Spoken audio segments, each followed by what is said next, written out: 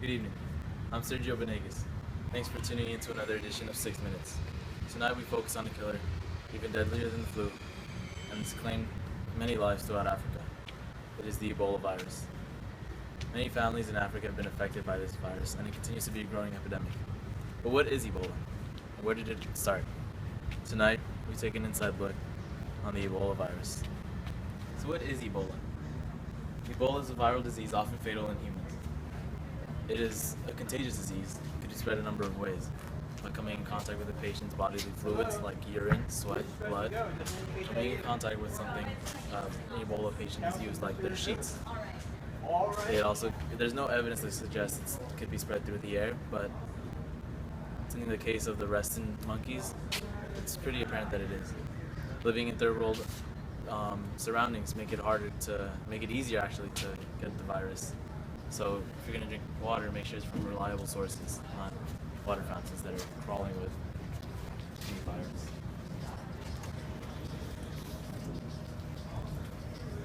There are 4 strains of the Ebola virus. The first emergence of Ebola was in Sudan and Zaire. It was actually named after the Ebola River in Zaire. The first outbreak was of Ebola Sudan. It affected over 284 people with a mortality rate of 53%. A few months later, a second outbreak infected over 318 people with a mortality rate of 88%.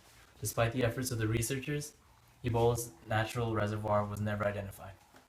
Then later, in Western Virginia, the third strain was found, Ebola restin. It was found in monkeys transported from the Philippines to the United States. Very few people were infected with hemorrhagic fever, Ebola hemorrhagic fever. Then a fourth strain was found that infected an ethologist that was performing a necropsy on a monkey with Ebola. This was Ebola Cote d'Ivoire. We had an interview with Dan Dalger to ask him about what it was like to contain the Ebola virus in Reston, Virginia. Okay. So you were there when the monkeys came from the Philippines to Reston? Yes, I was. What exactly happened there? How was it that you and the research team realized that some of the monkeys had Ebola? Well, 2 of the monkeys came in dead. Then weeks later, more monkeys started dying, and we sent it to the lab for testing, and the results came in. Apparently, that it was a virus like Ebola called Marburg, but later testing revealed that the monkeys actually had Ebola virus. Wow, that's scary.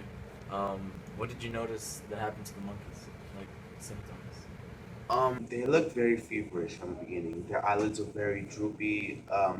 Other than that, there was no other symptoms until we dissected them. After the dissection, the monkey's spleens were very enlarged.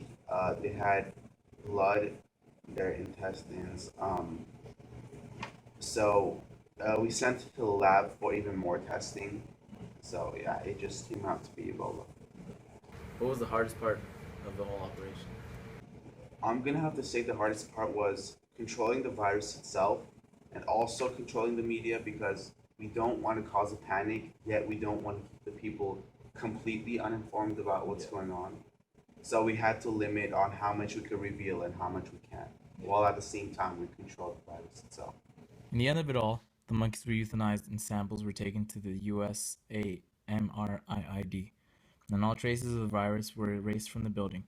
But after almost a month of this situation, another monkey facility was infected. So as I entered the hospital, I had to wear this as a precaution, but I think I can take it off now. So we're here to see Dr. Rachel to get more insight on the virus and the symptoms and treatment. So here we go.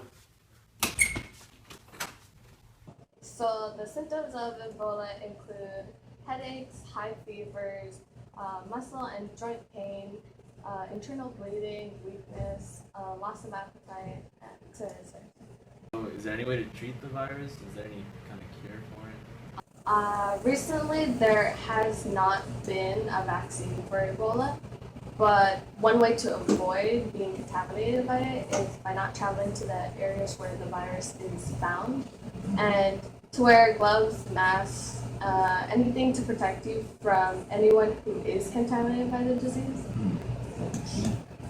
Thank you. Ebola continues to be a growing epidemic in Africa, especially West Africa. It has currently claimed the lives of over 2,400 people, and the number keeps growing. Due to this number, the President of the United States, Barack Obama, has recently decided to send troops over to help contain the virus and hopefully, in time, find a cure. I'm Sergio, and this is tonight's edition of 6 Minutes. I hope everyone at home has a good night.